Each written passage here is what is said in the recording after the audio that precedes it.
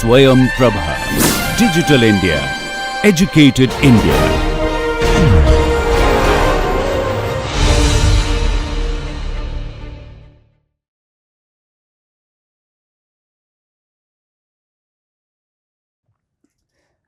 I want to talk about a new identification method which allows you to do simultaneous identification of the order of a model, allows you to also identify the parameters of the model as well as the direction of the causality. So the title appropriately then is Simultaneous Identification of Model Order, Model Parameters and Causality. And this work was originally done by Steve New, a PhD student who worked with the late Professor Grant Fisher, also my supervisor. And the work was also extended recently by Ben Chiang, who is at Tsinghua University in Beijing. So let's look at the details of this technique. So what I would like you to do is just look at these set of slides carefully, and certainly when you're implementing or experimenting with least squares, recursive least squares or batch least squares, do consider this subtle change that I'm going to talk about. And the title of this procedure is known as AUDI, A-U-D-I, standing for Augmented UD Identification. It's a very significant change with no additional computational effort. So let's look at what this entails. Let's first recall the classical least squares idea. Given this arcs type of process, given this arcs process that I show you here, y, the autoregressive terms are all here, the exogenous input terms are here, and this is random white noise that affects our process. So the model for RLS estimation, recursive least squares estimation or batch least squares estimation, for this case consists of y of t is gamma transpose theta. The vector gamma is shown here, is a column vector, so gamma, if you transpose this, it becomes a column vector, consists of minus yt minus 1 minus yt minus n, ut minus 1 and up to ut minus n.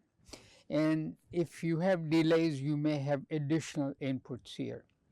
Here are the corresponding coefficients of this ARCS model, and all the coefficients are arranged so that the autoregressive coefficients come together, and the exogenous input terms B1 to Bn come together. The covariance matrix for RLS is simply the sum of these gamma, the vector gamma times gamma transpose, sum from j equals 1 to t, and all of this inverted. So P of t, the covariance matrix, is a 2n by 2n matrix. Okay,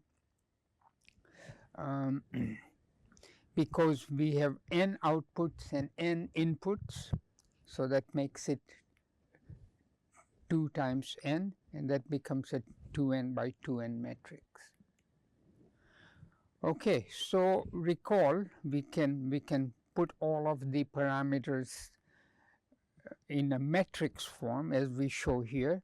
Y1 is gamma 1 transpose theta plus V1, Y2 is gamma 2 transpose theta, where the gamma 1 transpose simply consists of all the inputs and outputs at that corresponding to the output of y at instant 1 and so on. You collectively put all of this into a matrix form, and that gives you this equation. Y is capital gamma times theta. Then the least squares estimate of theta is very simply this term here.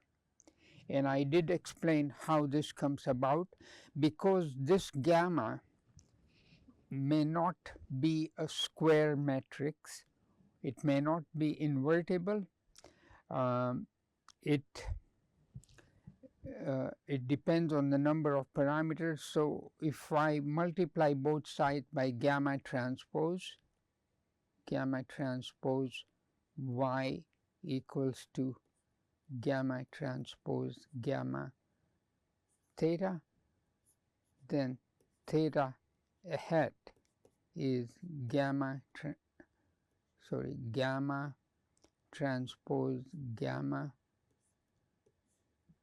inverse gamma transpose y.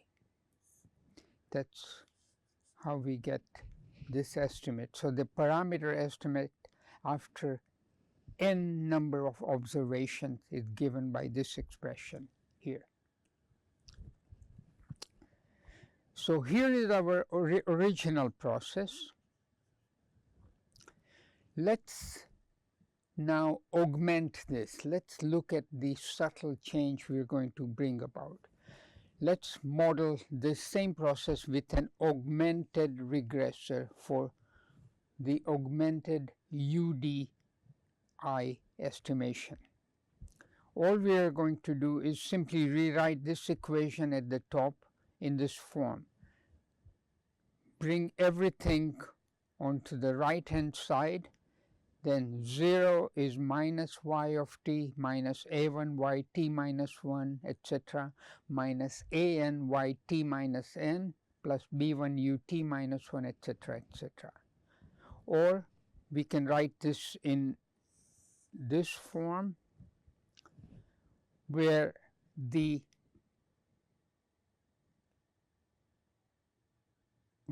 term c is minus y t minus n, and now notice the big difference. We are interleaving the output with the inputs,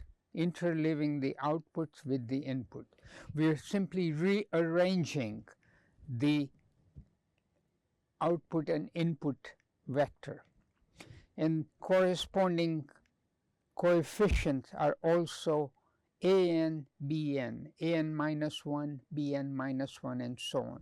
We are no longer compounding all the autoregressive terms by themselves and the moving average terms by themselves. We are interleaving the input and the output. That's the big change. The corresponding augmented covariance matrix, or we call it the augmented information matrix. The covariance matrix is also known as the information matrix, is this, and it is now, unlike the previous covariance matrix, which was of dimension 2n by 2n, this one is 2n plus 1 by 2n plus 1. Why? Because we've also incorporated the extra term y of t, whereas in the previous example, y of t occurred on the left-hand side. So we have n coefficient n in the outputs, n coefficient in the inputs, and then we have this additional y of t term, which makes it 2n plus 1. Now, some background. Let's look at some symmetrical partition matrices. The covariance matrices that we have are symmetric matrices, and we would like to now partition them. But let's look at the kind of partition that we can do. One of them is the LDL decomposition, lower diagonal decomposition. So if we have matrices A, B, B transpose D, notice this is a symmetric matrix. The transpose of this matrix A and D are also symmetric matrices, so the transpose of this matrix is the same. So the LDL decomposition of this matrix is as shown here. The lower LDL stands for lower diagonal, so this is the lower diagonal L matrix. Here is the D matrix, the diagonal matrix, and then the L transpose is simply the transpose of this matrix. The term delta here is, in terms of the matrix terms here, is D minus B transpose A inverse B. So that's the LDL decomposition. The UDU transpose decomposition is the upper diagonal decomposition. So here is the upper diagonal term, I identity matrix, 2 identity matrix, and then the off diagonal term is BD inverse, and then the diagonal matrix is delta ND. So this is known as the UDU decomposition. This is the L matrix, the D matrix, and L transpose. This is the U matrix, D and U transpose. Let's bring in this shift structure, and the important point to emphasize is that the amount of bookkeeping and troubleshooting that one had to do to explain the different results on the decomposition matrices was enormous. So there was a lot of bookkeeping, but the due diligence that was conducted was incredible, quite remarkable. So this is a good example to tell students that when you're analyzing data, make sure you look at the data carefully and the results carefully, and when you are investigating how good or bad these results are, look at everything with utmost care and a lot of precision as well. So here is our parameter vector consisting of all the outputs and inputs. Remember, the dimension of this vector is it's transposed, but it is a 2n by 1, 2n plus 1 by 1 vector. So we call the entire term phi n. If you delete one output, it is known as hn minus 1. This term is phi to the power n minus 1, hn minus 2, and so on. And then let's look at data product matrices. So these are still the covariance matrices. So here we are summing phi n times phi n transpose. This is 2n plus 1 by 2n plus 1. Rn is just one term less than phi n, and the dimension is 2n. Let's go back. Just the difference between phi and h is just this term would be missing in hn minus 1. So here is Rn. Sn minus 1 is exactly the same with the notation, with the limits changed, and S naught is simply phi naught times phi naught j, and so on. So remember, Sn is really related to the information matrix. It is Ct inverse, and phi n is this term here. It is hn minus 1 and y of t. Sn is this term here.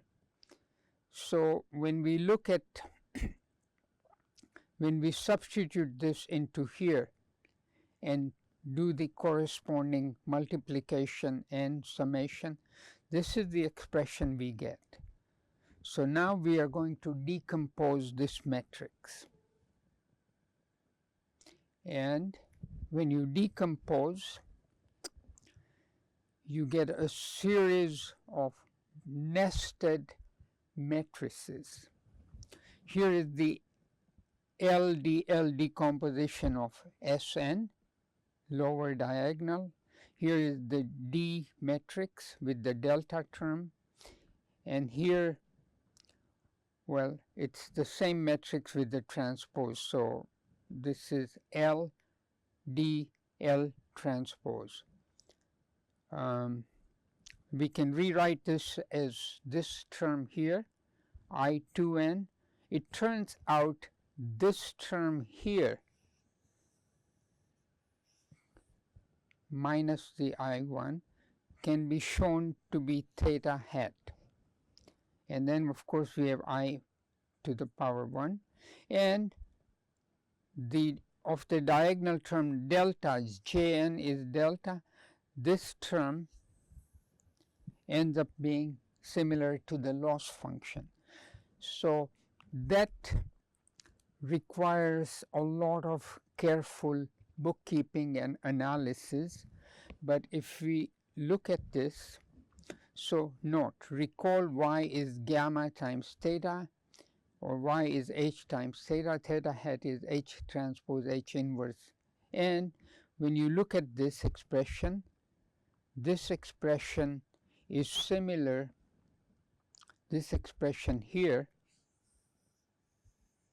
is similar to what you see here. hn minus 1 hn minus 1 inverse times y times hn minus 1. Let's see here. The terms are transposed, but it's exactly theta hat n. And for the second case, the prediction error is y minus y hat. If we substitute that in this expression, so the prediction error is indeed this term Jn, which we had labeled as delta. All right. So delta is Jnt. It is the loss function for the nth order model.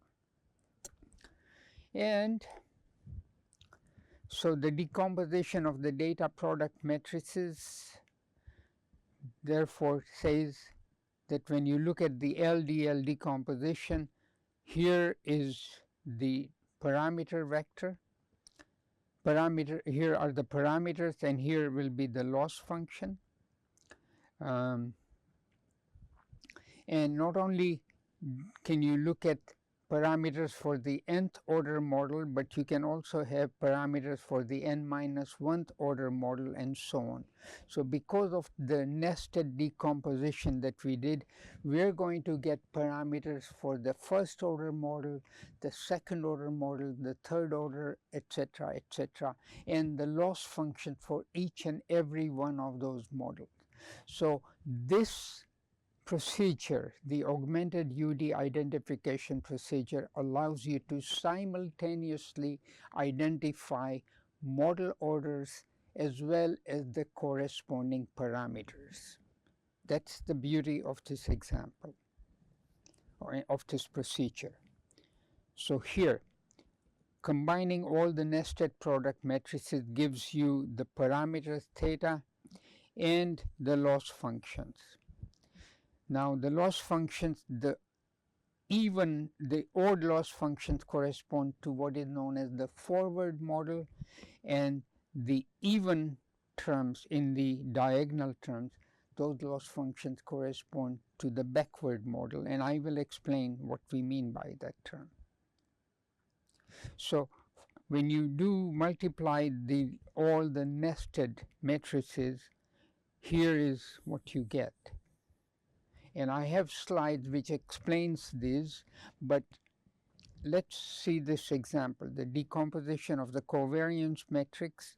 When you decompose finally the covariance matrix, Cn is Sn inverse, so the inverse of this gives you the UDU decomposition, and the final matrix is this term here.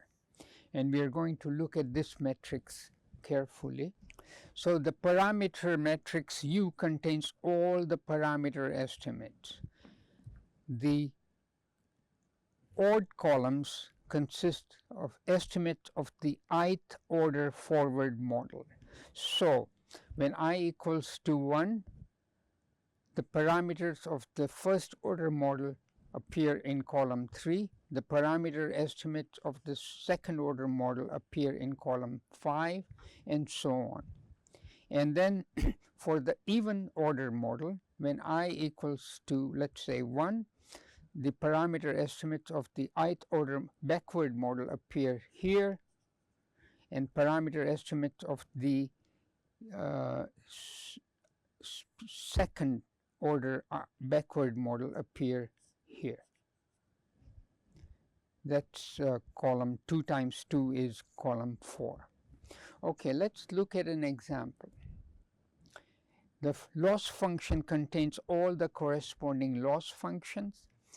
So the loss functions for the ith order forward model appear in the odd columns, column 1, column 3, and so on. The loss function for the ith order backward model appear in the even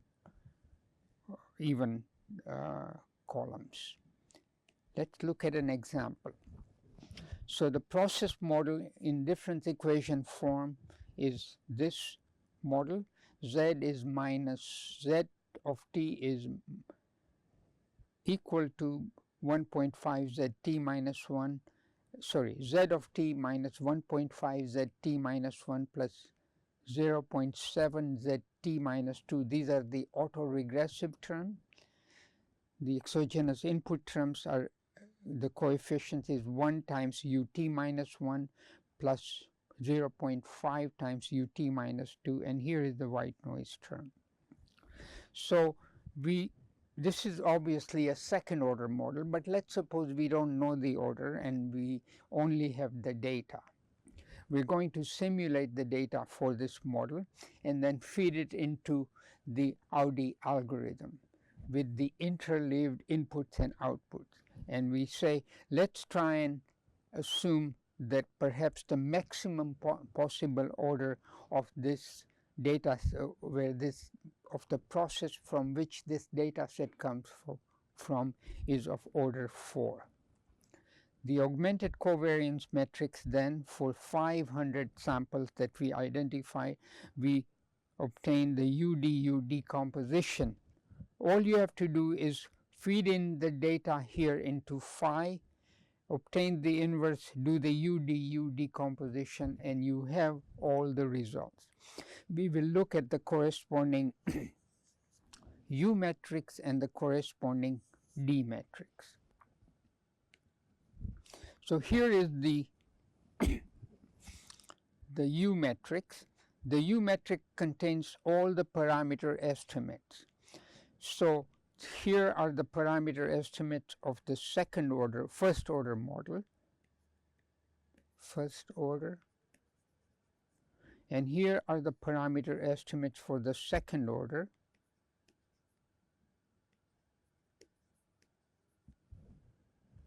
and here are the parameter estimates for the third order model. So the true values were minus 1.5, 0.7, 0.5, and 1. And here for the third order model, we get those, and the additional coefficient, these ones here, almost end up being 0. So this in itself tells you that very likely the process is second order. But let's look at the loss function. Here are the loss function. The loss function for the first order model is 1557. The loss function for the second order model is 134. The third order model is also 134, and the fourth order model is 134. So obviously you know that this is a second order model. Element 5 is the loss function for the second order model, and element 4 here is the loss function for the second order backward model. If we go back, So the parameters for the backward model are shown here, and in the next few slides, these numbers being very small, less than some threshold value, indicates that there is indeed causality from x to z. X to z because, or u to z. U affects z. All right. So that's what these forward and backward terms seem to indicate. Okay, let's look at the next set of slides. So subsequent to the development of the Audi algorithm, other authors, including Ben Xiang and others, were able to delve deeper into the UDU and the LDL decompositions, and they determined, or they were able to show, that the forward and backward models do indeed have some significance. So let's suppose the data that you have is unlabeled. We don't know what the input and output labels are. The input label could be X or Y. We don't know that. So if you collect data from a system such as the following, it is possible some of these polynomials Q could be 0 or B could be 0 or and so on. But we don't know where the data comes from. And here is the equation for this system. For the forward path, we have A times X plus B times Y. So remember, if the output here is X, so A times X plus B times Y is equal to the noise due to this process here, Ex. This is Ex, and Ex is H times V. A is a common denominator. For the second case, we have P times Y equals to Q times X plus EY, and EY is L times W, that this term L times W. P is a common denominator, and the order of the polynomials A, B, P, and Q are as shown here. Okay, and what you find out then, and let's do this simulation. So we have a simulation where xk minus 1.5, xk minus 1. Let's expand so you can see this.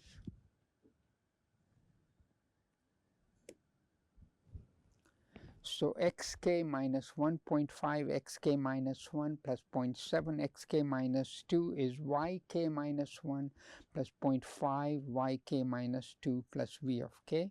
So clearly, when you write the equation in this form, y affects x, the causality is from y to x.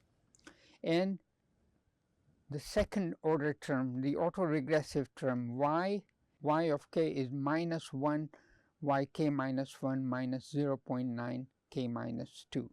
So there is no causality from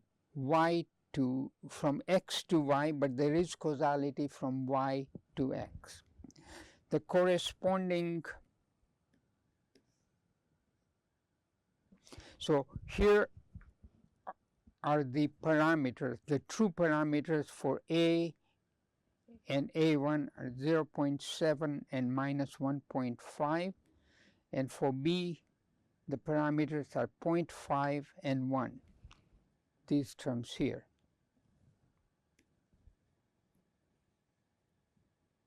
And 1, okay. And the estimated parameters from the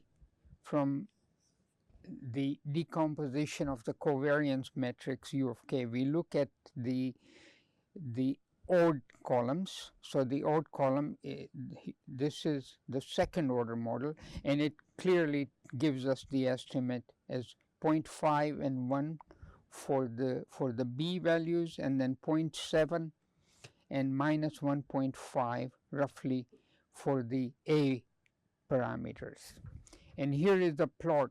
This is recursively squares. It takes a few sample intervals before you converge to the true values. Okay. So look at the diagonal elements of the D matrix, and the diagonal elements tell you, we have to look at the column. For a second order model, we have to look at the fifth element of the diagonal matrix, which is this term here. And subsequently, if you are looking at a higher order model, third order model, the loss function is still the same. So this is telling you that the order of this process is definitely second order. Here are the parameters. Now let's look at the other terms. So when you look at the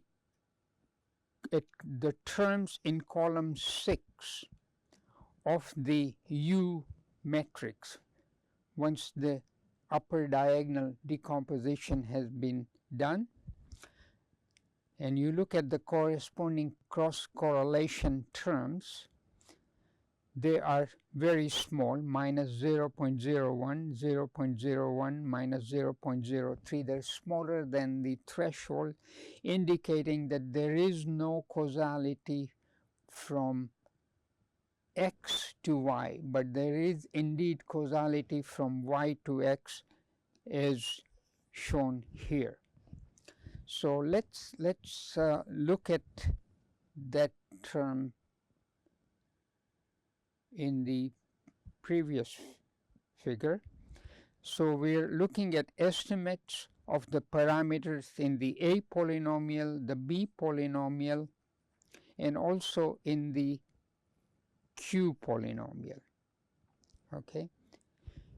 The P polynomial terms, those terms have been identified correctly.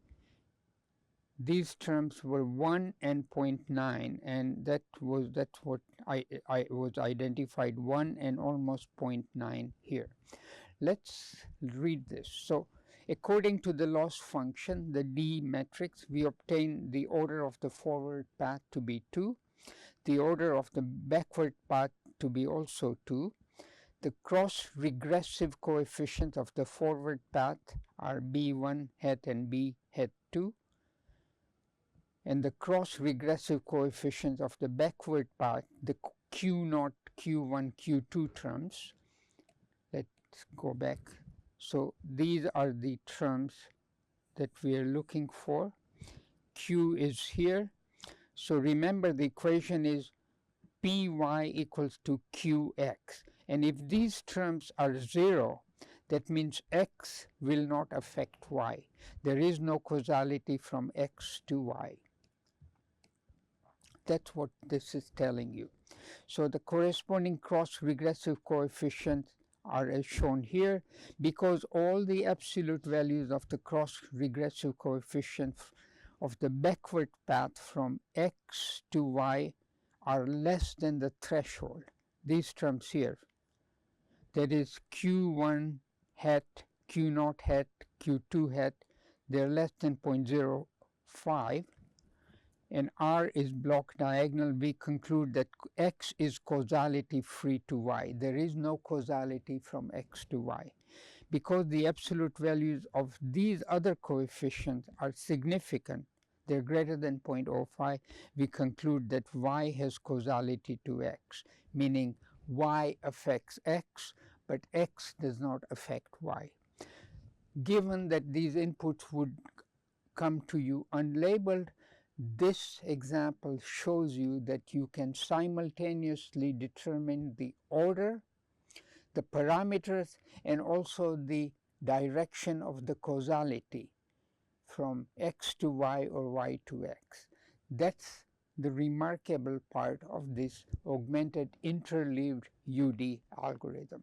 So in this example has served to show how the interleaved input and output terms in the covariance matrix and the subsequent decomposition of the covariance matrix using the UDU decomposition allows you to simultaneously identify model order, the parameters of the model, and also the direction of causality. This example has clearly shown that the causality is from y to x, and there is no causality from x to y, and I refer again to this figure. So there is causality in the forward path, but none in the backward path. So consider this almost as an open loop process. We were able to identify parameters of the A, B, and the Q polynomials as well. So with that said, I will refer you to the references for further reading on this material. Thank you for your attention.